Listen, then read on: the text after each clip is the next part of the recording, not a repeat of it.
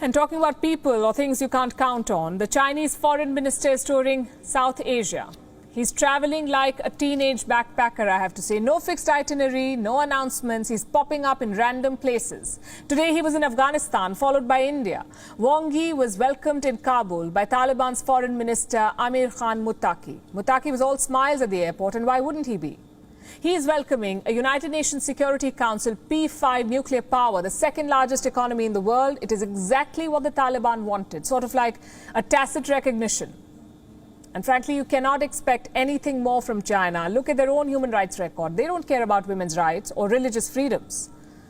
All they care about is opportunities. And that's what Wang Yi discussed. Mining contracts for Chinese companies in Afghanistan. That's what he talked about. The Taliban are more than ready, of course. A Chinese team will reach Afghanistan by the end of March. The number one target is the Mez Aynak copper mine. How should India see this visit? With a lot of caution. From Kabul, Wang Yi flew to New Delhi. He's expected to meet Foreign Minister S. Jaishankar on Friday, but his previous stops should worry New Delhi. First, he travelled to Pakistan. He attended the summit of the Organization of Islamic Cooperation, the OIC. There he made some unnecessary comments. Wang Yi, the foreign minister of China, decided to talk about Kashmir. Let me tell you what he said, and I'm quoting. On Kashmir, we have heard again today the calls of many of our Islamic friends, and China shares the same hope. You expect Imran Khan to say something like this, but now China is joining in. And the government of India was quick to respond. Let me read out from their statement as well. This is what they said. We reject the uncalled reference to India by the Chinese Foreign Minister Wang Yi during his speech at the opening ceremony. They should note that India refrains from public judgment of their internal issues. Let me translate that for you. We don't interfere in your business, so stay out of ours. Except it's China. They love to intrude. Wang Yi's words and his travel plans reveal a lot, though. In Islamabad, he's a special guest. In Kabul, he's the investor. Clearly, China is looking after its own interests. Plus, neither regime is friendly to India. One is a sworn rival. The other is made up of terrorists. What does this tell you? That Wang Yi's India visit is nothing to celebrate, really. At best, China is sizing up the Indian leadership. Why now? We can think of three reasons why. Number one, to dehyphenate cooperation and conflict.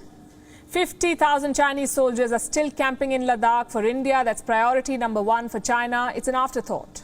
They want to separate the two issues. On one side, the standoff continues. On the other, business as usual. Which brings us to reason number two, trade. India-China trade crossed $100 billion last year. At first glance, that's great news for both economies. But let me break that number down for you. China has an 80-20 advantage in this trade. They get $80 billion, 80, from India, while India gets $20 billion from China. So obviously Beijing wants to dehyphenate trade and conflict. Reason number three, to divide the anti-China Pacific alliance, basically drive a wedge in the Quad. Just think about it. Japan and Australia have condemned the war in Ukraine. They've also imposed sanctions on Russia. India, on the other hand, has done neither. So Beijing wants to capitalize on this perceived division. Now, this strategy in Beijing is being peddled by the Chinese state media. Let me show you three articles published by the Global Times, all three in the last week. Biden's criticism of India's neutrality on Russia exposes U.S. hypocrisy. That's what the Global Times is saying. Adhering to autonomous foreign policy, Modi immune to Kishida's push on Ukraine crisis. That was China calling India's policy autonomous. Wonderful. And finally, it is necessary for China, India to mend their fraught relations. All that praise for India. Remember, this is the Global Times. The editors don't think for themselves. They simply follow what Beijing says. And right now, Beijing wants business as usual with India. More trade, more exchanges, and hopefully more neutrality. Like we said yesterday, India must be wary of this strategy, and Wang Yi's actions should be enough evidence. A visit to Pakistan, a baseless comment on Kashmir, and a stop in Taliban's Afghanistan. In this case, trade and security cannot be dehyphenated. Perhaps in Ukraine it can. The war is happening thousands of kilometers away.